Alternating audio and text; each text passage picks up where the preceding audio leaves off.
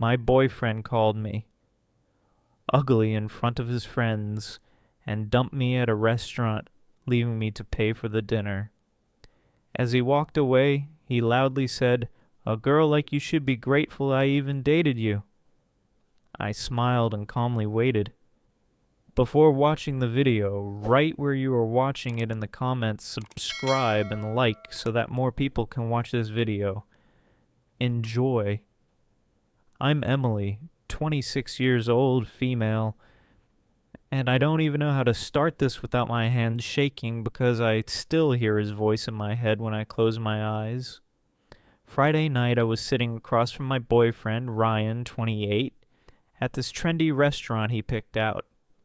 It was supposed to be a celebration. He got a small promotion and at work, and I thought we were going to have one of those normal, cozy couple nights. Just us. No drama. But then his friends showed up. 3 of them. Jake, Chris, and Megan. Loud, smug, the type who think ordering expensive cocktails makes them superior. Ryan hadn't even mentioned inviting them. I felt that little sting in my chest, but I smiled, tried to play along. That's what I always did with him.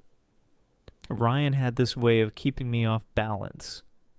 He could be sweet, buy me flowers randomly, kiss my forehead when I was anxious, but then just as quickly, he'd flip. Sarcasm that cut too deep. Jokes that weren't jokes. I'd tell myself, he doesn't mean it like that, but deep down, I knew he did. So we're at this table, food coming out, laughter bouncing around, and Ryan starts drinking faster than usual.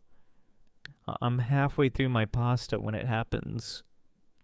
Jake makes some dumb joke about Tinder, about how women nowadays are high maintenance. Ryan smirks, leans back in his chair, and says, loud enough for the whole table to hear, "Please, Emily should be grateful I even dated her. Look at her. She's kind of ugly." The air just split, like every sound in the restaurant muffled for a second, and all I could hear was my heartbeat. My fork clattered onto the plate. His friends laughed, except Megan, who looked at me with this mix of pity and discomfort. Ryan?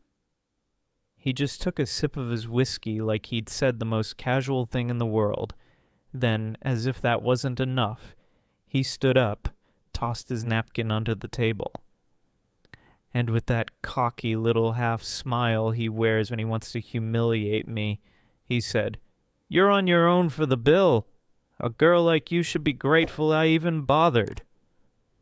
And he walked away, left me sitting there, face burning, eyes stinging, while people at nearby tables stared.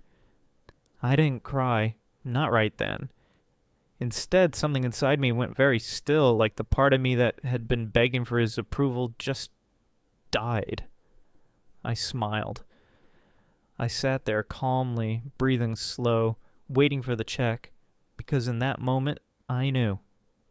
He thought he broke me, but he had no idea what I was capable of when I stopped caring about keeping him happy.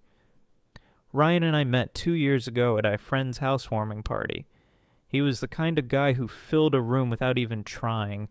Broad shoulders, easy smile, that polished charm that makes you feel chosen just by being in his orbit. I was tucked in a corner, sipping a cheap beer, trying to avoid small talk, when he walked up and asked, "Why does the prettiest girl here look like she wants to disappear?" That line, God, I ate it up. Nobody had ever said something like that to me before. And when Ryan wanted to be, he could be intoxicating. He'd pick me up from work with my favorite latte. He remembered the names of my coworkers. He called me his lucky star the night he landed a big client. Those were the parts that hooked me. But then came the other parts. The first time he made me feel small was at a BBQ with his friends. I wore this red sundress I loved, and when someone complimented it, Ryan laughed and said, "Yeah, she finally figured out how to dress like an adult." Everyone chuckled. I laughed too, but inside I felt stripped. He kissed my cheek afterward like nothing happened. than there was the night we were at a bar and some guy hit on me. Instead of shutting it down with confidence, Ryan leaned in close and whispered, "Relax. Nobody actually wants you. They're just being polite." I remember my throat tightening, but I stayed quiet because he was already pulling me into a kiss. He never hit me, never screamed. That was the trick. His cruelty always came dressed as a joke, a casual comment, a shrug. And when I called him on it, he'd tilt his head, look at me like I was crazy, and say, "You're too sensitive, Em. Lighten up." I told myself I loved him because when he was kind, he was magnetic. And I thought maybe if I worked harder, if I wore the right clothes, lost a little more weight, laughed at the right times, he'd always be that guy from the housewarming party. But little by little, I was folding myself smaller and smaller just to fit into whatever version of me he decided was acceptable that day. My friends noticed. My best friend, Jenna, actually pulled me aside once and said, "You don't smile the way you used to. With him, it's like you're always waiting to get graded." She was right, and I hated that she was right, but I wasn't ready to admit it. Not until that night at the restaurant when he made sure everyone heard him call me ugly. That wasn't just a slip of the tongue. That was him pulling the mask all the way off. And I realized sitting at that table with a check in front of me that the version of me he thought he destroyed, the quiet, compliant, grateful girl, was gone. What was left was someone he wasn't prepared to deal with. When I finally paid the bill and walked out of that restaurant, I wasn't humiliated anymore. I was buzzing. Not in a good way. More like when you touch a live wire and your whole body shakes from the inside. The street outside was crowded. Friday night lights glowing on a wet pavement, and I swear everyone who brushed past me looked like they knew. Like they'd heard what Ryan said. Like they could see the word ugly written across my forehead. I didn't go home right away. I sat on a park bench 3 blocks away with my phone in my lap, staring at his name and my contacts. My chest felt tight, my fingers itching to type something, anything. An apology? A goodbye? A threat? Instead, I did nothing. I just sat there in silence, replaying his voice. "A girl like you should be grateful." By the time I finally dragged myself home, Jenna was already blowing up my phone. She must have seen something on Instagram because, of course, his friend Chris had posted a group story from the restaurant. Everyone smiling, glasses raised, and Orion in the center. No sign of me. I was cropped out, like I'd never been there. When I told Jenna what happened, she went dead quiet, then said, "Emily, that's not a boyfriend. That's a bully who got bored." The thing is, I wasn't the only one talking about it. Megan, the one friend of his who hadn't laughed, DM'd me later that night. She wrote, "Hey, I'm sorry about earlier. I didn't think he'd actually go that far. He's been making little digs about you for months. I should have said something." My stomach dropped. Months. That meant all those jokes Ryan cracked when I wasn't around weren't random. They were routine. My boyfriend was the punchline machine, and I was the joke. The next morning, I woke up to Ryan's text. "Don't make last night a big deal. You embarrassed yourself. My friends don't like drama, not a sorry, not a shred of remorse, just blame, wrapped in arrogance." I didn't answer. By Sunday, he showed up at my apartment, pounded on my door until my neighbor came out to complain. When I finally cracked it open and Ryan smirked like he owned the place. "So you're really going to sulk over a joke? God, you're pathetic." I almost slammed the door, but then he leaned closer, his voice dropping. "You'll come crawling back. Girls like you always do. No one else will put up with you." And that's when something inside me clicked. For the first time since I met him, I didn't feel scared of losing him. I felt excited. Because if Ryan thought I was just going to crawl back, he had no idea what I was planning. I tried to ghost him after that Sunday. Blocked his number, muted him everywhere I could think of. But Ryan didn't take silence as an answer. He took it as an insult. By Wednesday, he showed up at my job. I work reception at a mid-sized dental office, which is supposed to be the most boring, drama-free place on earth. Yet there he was in the lobby, leaning against the counter like he owned the building. Why aren't you answering me?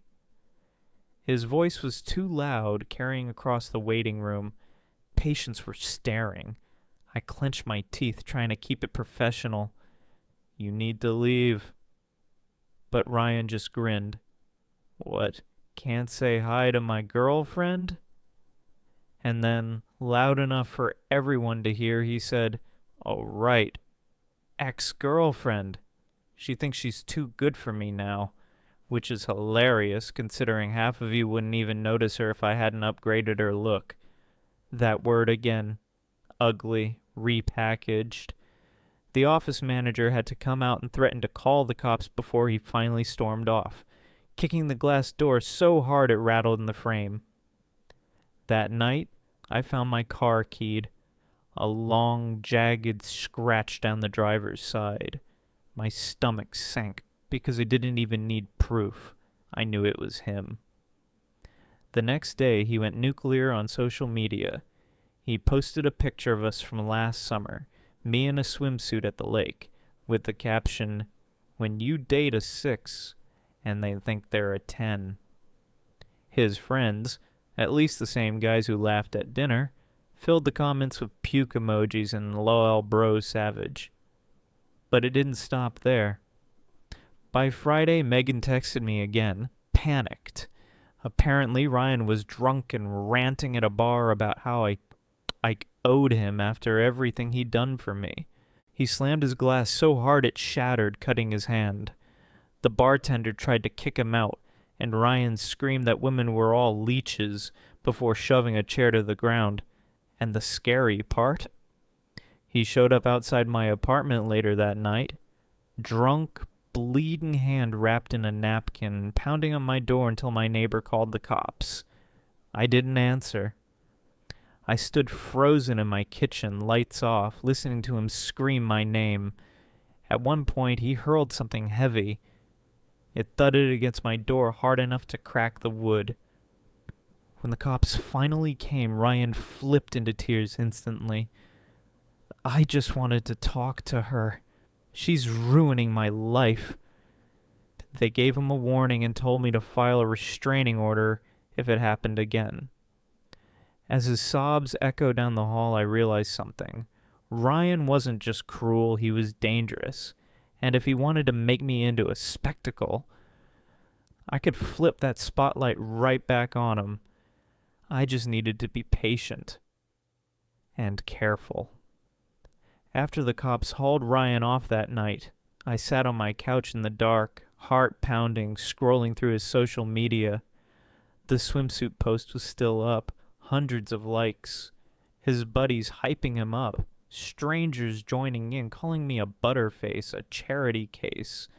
My stomach twisted, but then I saw something that made me pause. Ryan had tagged the restaurant from that night, the one where he dumped me and made his little ugly speech. Not just tagged it, he left a glowing review. Something about perfect spot to celebrate my promotion with my crew. Great service worth every dollar. It hit me like a spark. He wanted the world to see him as the successful, charming guy, the kind of man who upgraded women, who owned the room.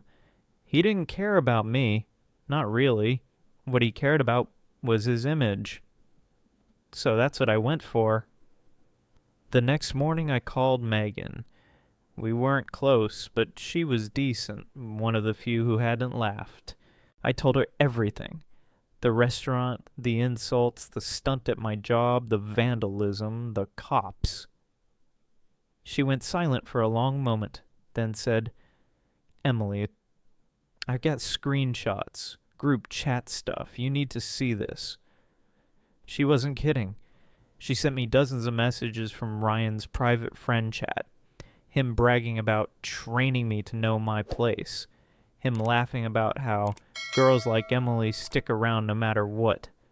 Him literally planning to humiliate me at dinner. Telling his friends, "Watch this. She'll pay for everything and still beg me not to leave." I sat there shaking, phone in my hands, rage boiling so hot I couldn't breathe. And then I smiled, 'cause I knew exactly what to do. That weekend I went back to the restaurant. Same spot, same night. But this time I wasn't alone. I'd asked Jenna to come with me. I dressed sharp, confident, the opposite of the small, quiet girl he wanted me to be. When the owner came by, I asked for a minute of his time. Showed him the screenshots, the post, the way Ryan used his restaurant as a stage to degrade me. I explained calmly that I hadn't seen anything that night because I didn't want to ruin his business. But Ryan had humiliated me there on purpose. The owner's face went red. "He's the one who stuck us with the bill," he muttered. "Bragged about it to my staff." Bingo. He promised me Ryan wouldn't be welcome there again. But I wasn't done. Megan helped me gather everything. The chat logs, the video someone at the bar had posted of Ryan's drunken meltdown, the picture of my keyed car. I compiled it all neatly. Screenshots, timestamps, captions, a dossier of Ryan's cruelty. And then I made a burner account. Sunday morning I dropped it all into a single post, tagged to his workplace's public page. Nothing fake, nothing exaggerated. Just Ryan in his own words, Ryan in his own chaos, Ryan destroying Ryan. By noon the post had gone viral. His company had comments flooding in, demanding to know why they employed a man who bragged about degrading women. By 2, his LinkedIn was locked. By 5, Megan texted me 3 words. He got fired, and me? I sat there with a glass of wine, calm as anything, scrolling through the wreckage. Ryan had wanted me to crawl. Instead, I watched him burn. The night Ryan lost his job, I barely slept. Not because I felt guilty. God, no. It was because my phone wouldn't stop buzzing. Megan kept sending me updates, screenshots of his ranting text to their group chat, voice notes where he was slurring drunk threats. By midnight, he'd posted a shaky Instagram live. Him pacing in his apartment, ranting about how fake women destroy real men, how I was some gold-digging leech who'd tricked him into dating beneath his level. His followers were egging him on, dropping flame emojis. "Savage, bro," the usual garbage. But then his voice cracked. He started crying, snotty, ugly crying, and right in the middle of it he screamed, "I made her! She was nothing without me!" He deleted the live an hour later, but not before Megan recorded the whole thing. The next morning, things got worse. Someone had slashed my tires, not just one, all 4. Knife marks, deep and deliberate. My stomach dropped when I saw the smear of dried blood on the driveway gravel, like he'd cut himself doing it. I called the cops, but all they did was take a report. "Without a witness, there's not much we can do," the officer said. I wanted to scream. Ryan wasn't just embarrassing me anymore, he was escalating into destruction. By afternoon, my landlord knocked on my door. Apparently, Ryan had called the office claiming I was unstable and a safety risk. He said I was harassing him after their breakup and suggested they keep an eye on me. My landlord looked apologetic, but his hands were tied. "We'll need to review the situation." I felt cornered. He was trying to choke me out of every safe space I had. That night, Jenna came over and we sat on my living room floor surrounded by printouts. Screenshots, photos, Megan's recordings, everything. She looked me dead in the eyes and said, "Emily, he's trying to drown you in chaos. You need to flip it again, not just once, over and over. Make him choke on his own poison." And so I did. I sent the Instagram live clip to his mother. She'd always been the sweet type, the kind who posted Bible verses and inspirational quotes. Within an hour, she messaged me back. "I'm so sorry, Emily. I didn't know he was like this. I'll handle it." But Ryan must have found out, because by midnight, he was outside again, screaming this time, throwing glass bottles at the dumpster near my building. When the cops showed up, he was on his knees in the parking lot, sobbing into his hands, blood dripping from fresh cuts on his palm. They didn't arrest him, just called it public intoxication, and drove him home. And as his wails echoed off the night sky, I knew this wasn't over. I'd humiliated him in front of his job, his friends, his family. He wasn't just angry anymore, he was unraveling. And the scary part, a man like Ryan doesn't go down quiet. By the time the weekend hit, Ryan wasn't just circling me, he was detonating in every direction. Saturday morning, my manager called me into her office. She looked exhausted, like she hadn't even had her coffee yet, and slid her phone across the desk. On the screen, an email Ryan had sent to the entire dental office. Subject line, "About your receptionist." The body was a mess of accusations, claims that I stole money from patients, that I was sleeping with multiple men at the office, even that I'd been fired from past jobs for unstable behavior. None of it true, all of it written in that smug, self-assured tone I knew too well. "Emily, we don't believe him," my manager said softly, "but this kind of harassment can't continue." My stomach sank. He was poisoning every well I had. That night, Jenna and I went to a friend's birthday party. I needed a distraction, some normalcy. But halfway through, someone tugged me aside and whispered, "Hey, isn't that your ex?" And there he was, Ryan, at my friend's party, red-eyed and twitchy, with two of his idiot buddies in tow. He was already drunk, slurring as he shoved through the crowd. "Emily!" he bellowed, arms spread like we were in some twisted rom-com reunion. "Baby, you've made your point. Come home." The music screeched to a halt. Everyone was staring. My cheeks burned, but I stood tall. "You need to leave." That's when he snapped. He grabbed a glass off the counter and hurled it against the wall. It exploded into shards, people screaming as they ducked. He kicked over a chair, yelling about how I was ungrateful and ruining his life. His buddies tried to drag him out, but not before he turned back, eyes wild, and shouted, "You think you're better than me? You're nothing! Without me, you're nothing!" The room was dead silent except for his ragged breathing. Finally, someone shoved him through the door, and the host called the cops. When I got home later, shaking, I found my mailbox ripped off its hinges.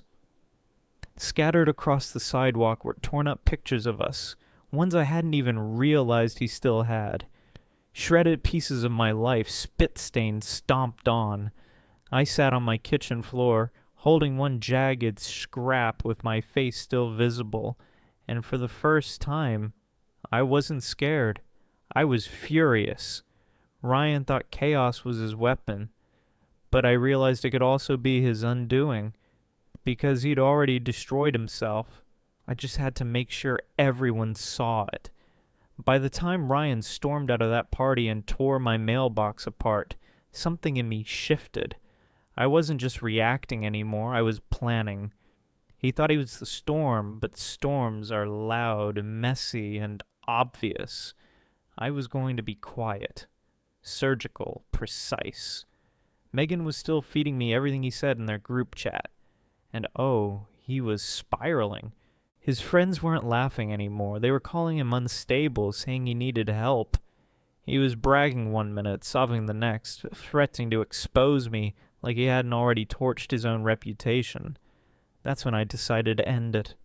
Not with cops, not with more screamings, with exposure, with truth. I pulled everything together, the videos of his meltdowns, screenshots of his vile group chat messages, the photo of my keyed car, even the audio Megan had sent of him ranting about how he planned to humiliate me at dinner. And I didn't just dump it online. I curated it. I stitched it into a short, brutal reel. Ryan the charming upgrade in public. Then Ryan sobbing drunk, blood on his hands, screaming in parking lots. Ryan calling me ugly. Ryan calling me nothing. Ryan, in his own words, destroying Ryan. Then I posted it. Not under a burner this time, on my own account. Title: This is the man who said should be grateful he dated me. The video exploded. By morning it had been shared thousands of times. People weren't just angry. They were horrified. Comments poured in from women saying they dated a Ryan before. Some men even chimed in. This is what insecure losers look like. The internet was feasting. And Ryan? He couldn't hide. His job already gone, his friends bailing, now his name was trending in our city's local hashtag. His meltdown was public property. Strangers were stitching his life into TikToks with captions like, "Pick me boy" in 4K. His own sister DM'd me, "Thank you, we've been trying to get him help for years." By the weekend his accounts were wiped, deleted, vanished, and I heard, through Megan, that he'd skipped town, moving back in with his parents in some nowhere suburb. The best part, he couldn't spin it. He couldn't frame me as dramatic or sensitive. Every shred of evidence came from him. His words, his actions, his chaos. And me? I was still standing. When I walked past that same restaurant a month later, I paused outside, staring through the glass at the table where it all began. For a second, I could almost hear his voice again. "A girl like you should be grateful." I smiled, because I was grateful. Grateful he showed me who he really was, before I wasted another year folding myself small for a man who only wanted me broken. And grateful, most of all, that in the end, the only thing Ryan managed to destroy was himself.